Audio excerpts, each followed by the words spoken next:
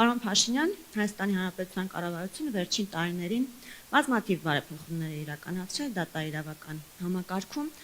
ահռելի ռեսուրսներ է ներդրել այն բանի համար, որ մեր քաղաքացիները ունենան արագ եւ արդյունավետ արդարադատություն։ Սակայն տարիներ անց մենք դեռ խոսում ենք այն մասին, որ մեզ մոտ արդարադատությունը ուշանում է։ Ես պետք է խնդրեմ ձեր կարծիքը այս առումով եւ խնդրում եմ ասել, որը պետք է լինի Հայաստանի Հանրապետության կառավարության դերակատարությունը եւ դատական իշխանության տարբեր դերակատարների պատասխանատվությունը ժամանակին եւ արդյունավետ արդարադատություն մեր քաղաքացիներին հրամցնելու հարցում։ Շնորհակալ եմ շատ, նախ ողջունում եմ բոլոր ներկաներին եւ կարեւորում եմ այս քննարկումը եւ երեթե մի քիչ էլ ուշացել ենք, այսինքն լավ կլիներ այս ընթացքում մի քանի անգամ քննարկած լինենք այս հարցերը, բայց հիմա գիտեք, ես կարծում եմ, որ պատճառներից մեկը, որը ընկած է հարցադրման հիմքում, նաեւ այն է, որ որոշակի խզում կա այնուամենայնիվ, ընդ որում եւ կառուցակարգային եւ բովանդակային Հայաստանի Հանրապետությունում արդարադատության եւ սահմանադիրի, եթե այսպես ասենք, ժողովրդի միջև, որովհետեւ տեսեք ինչ ենք մենք ասում նաեւ, ես այդ հարցի մասին շատ եմ մտածել, ինչ ենք մենք ասում կամ ինչու կա այդ հարցադրումը, թե արդյոք արդարադատությունը եւ արդարությունը նույն բանն են կամ արդյոք պիտի լինեն նույն բանը, մեծ հաշվով երբ որ փորձում ենք այս հարցը բաղդատել, տեսնում ենք, որ իրականում խնդիր կա հենց ինքնին ձևակերպման մեջ, բայց կարևոր է հասկանալ, թե ինչն է պատճառը, որ նման ձևակերպում եւ հարցադրում մեր իրականության մեջ կարող է գոյություն ունենալ։ Ես կարծում եմ, որ դրա պատճառներից մեկը այն է, որ Հայաստանում արդարադատությունը հասկանալի չէ շատերին։ Ինչ նկատի ունեմ հասկանալի չէ, երբեմն բառից բուն իմաստով հասկանալի չէ, որովհետև ես այս ընթացքում իմ շփումների, քննարկումների արդյունքում նաև հասկացել եմ, որ մենք ունենք նաև արդարադատության լեզվի հետ կապված խնդիր, որովհետև բայց այդ լեզուն ոչ միայն խնդիրը ոչ միայն նա, որ այդ լեզուն բարդ է, բայց կարծում եմ, որ երբեմն այդ լեզվի բարդությունը կամ լեզվի բարդացումը օգտագործվում է հետևությունների եւ փաստերի պատճառահետևանքային կապերը կամ դրանց բացակայությունը թաքցնելու համար։ Այսինքն երբեմն երբ որ քննարկումներ են տեղի ունենում կամ հանրային դաշտում կամ ոչ հանրային դաշտում,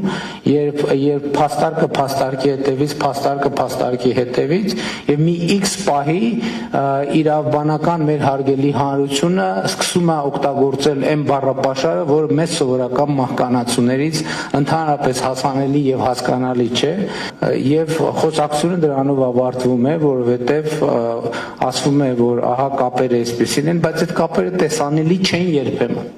Եվ շատ հաճախ, երբ որ այդ թվում հանրային որոշակի արձագանքի արդյունքում եւ հանրությունը ստիպված է բացատրություններ ակնկալել եւ ստանալ, թե ինչը, ինչու, ինչպես, ամեն ինչ հանգում է դրան եւ այստեղից է գուցե նաեւ պատճառը, որ վակուում է առաջանում եւ երբ որ իմիջիայլոց ուզում եմ ասեմ, որ երթվյալ ատենակալների դատարանի գաղափարը կապ ունի նաեւ սրա հետ, որովհետեւ երբ որ կողմերը չկարողացան երթվյալ ատենակալներին հասկանալի լեզվով բացատրել ինչը ինչոց է, իրանց խնդիրն է։ Հիմա մեր խնդիրն է, որ մենք չենք կարողանում հասկանալ ինչի ինչոց է, կամ հանրությունը չի կարողանում երբեմն, միշտ չէ, բայց երբեմն չի կարողանում հասկանալ ինչը ինչոց է։ Եվ այդ երևույթը մեր իրականության մեջ իմիջիայլոց շատ կա։ Երբ որ քննարկվում է որոշ դեպքերում, ասենք օրինակ, հազար ներողություն, ես զուգահեռս ուղղակի չի, մեթոդաբանական է, երբ որ քննարկվում է, որ օրինակ մշակույթը ի վերջո հանրությունը պետք է հաղորդակցվի մշակույթի հետ, հասկանա այդ մշակույթը։ Դե ասում են, գիտեք, ինձ սա այնուամենայնիվ էլիտար մշակույթ է։ Այս ոչ բոլորը պետք է հասկանան, սա նեղ շրջանակի համար մշակույթ է, այնպես որ սա է ճիշտ ուղղությունը։ Այստեղից հարց է ծագում, շատ լավ, եթե դա նեղ մշակույթ է, հանրությունը հարց կտա, ասի ինչի եմ ես հարկեր վճարում, որպեսզի այս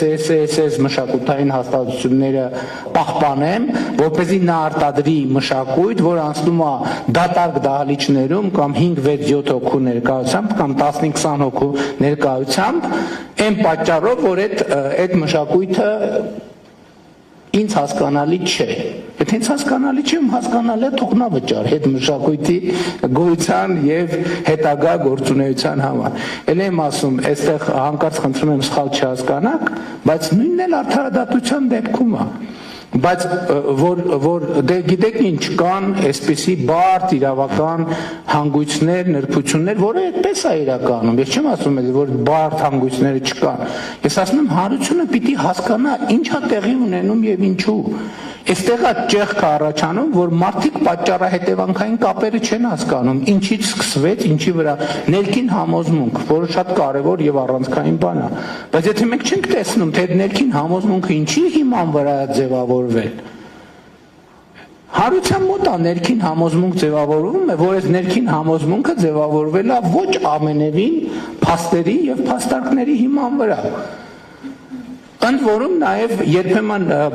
մեր իրավաբանական հանրության ներկայացուցիչներ երբեմն կրակին յուղ են լցնում, ասելով, որ դե գիտեք ինչ իրավաբանությունը ճշգրիտ գիտություն չի։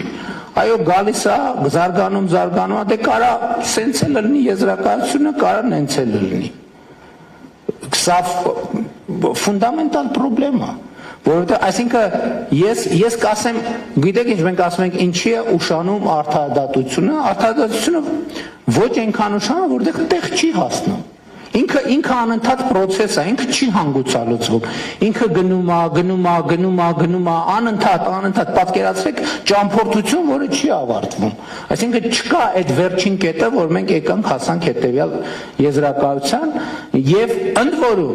այստեղ խնդրեմը հələ եթե էս լիներ, դա կլիներ խնդրեմի մի մասը։ Նույն իրավաբանական նույն խոսույթները իրանք ունեն իրենց ներքին խոսույթը։ Օպերատիվ բլոկում առանձին ընկալումներ եւ պատկերացումներ կան, քննչական օղակում առանձին պատկերացումներ կան, դատախազական օղակում առանձին պատկերացումներ կան, դատավորական օղակում առանձին պատկերացումներ կան։ Ու սովորաբար, երբ որ բանը գալիս հասնում է այն դեպքերին, երբ որ հանրությանը պետք է տրվի պատասխաններ, ու էլ եմ ասում, ես ընդհանրապես ինչ եմ այս թեմաներով խոսում, որովհետև հանրության պատասխան տվողը ամենայն հարգանքով դահլիճում ներկա շատ, այսինքն ես եմ թիվ 1 պատասխան տվողը հանրության, թե ինչի էս մեկը նենց, այն մեկը նենց, այն մեկը նենց, այն մեկը։ Եվ ես այդ պատասխանը որևէ ձևով բովանդակություն ստանալու համար ինչ որ ձևով դիմում եմ նաև հասկանալու համար թե այդ հարցերի ինչ պատասխաններ կարող են լինել եւ ֆունդամենտալ խնդրեմը ես հասկանում եմ որ ներսում է տարբեր օղակներում քննչական օղակում օպերատիվ օղակում դատախազական օղակում դատավորական օղակում երբեմն մենք տեսնում ենք իրադրության ելի ոչ նույնական ընկալում Սովորաբար դատավորական օղակում ասում է, որ դատախազական օղակում է խնդրեմը, որովհետև այնտեղ ինչ որ բանն են չի արվել, դատախազական օղակում ասում է, որ գիտեք, քննչական օղակում է խնդրեմը, այնտեղ ոնց որ ինչ որ բան չի արվել, քննչական օղակում ոնց որ թե օպերատիվ մարմինը լավ չի աշխատել, այն պարագայում, երբ օրը ցերեկով ուղիղ եթերում մի բան է տեղի ունեցել, որը պետք է ստանա իրավաբանական արձագանք։ Օրը ցերեկով բոլորի աչքի առաջ տեղի է ունեցել մի բան, Ես էլ չեմ խոսում այն կոնսպիրատիվ, խորը կոնսպիրատիվ ինչ-որ պրոցեսների մասին, որ պետք է ստանա իրավաբանական օրը ցերեկով բոլորի աչքի առաջ բանա տեղի ունեցել, որ պետք է ի վերջո հանգուցալուծվի, ստանա իրավաբանական գնահատական։ Ու տենց էլ այդ իրավաբանական գնահատականը չկա։ Ինչու՞, որտեղ օպերատիվ բլոկը լավ չի աշխատել կամ հակառակից ասոր։ Այսինքն այս 4 օղակները Երբ որ չի հասցեագրվում հարցը, 4 օղակներ ունեն պատասխան, մյուս օղակը լավ չի աշխատել, այդ ամբողջ պատճառը։ Ինչը չգիտեմ ինչքանով է ճիշտ, ինչքանով է սխալ, բայց հարցը հետևյալն է։ Ես էլի շարունակաբար դնում եմ այս հարցը, հանրությունը ինչով է մեղավոր, եւ բ ես հիմա ինչ ասեմ մարդկանց։ Ֆունդամենտալ հարցը, իմ հարցը շատ գործնական է։ Ես իսկապես բաներ չունեմ, նախապաշարաններ չունեմ, մյուս կողմից դատական մարմինների անկախության խնդիրը նույնպես ֆունդամենտալ խնդիր է, որովհետև հասկանալիորեն այդ հարցը բարձրացվելիս խոսվում է կառավարությունից, իշխանությունից անկախության մասին, որը անառարկելի օրակարգ է։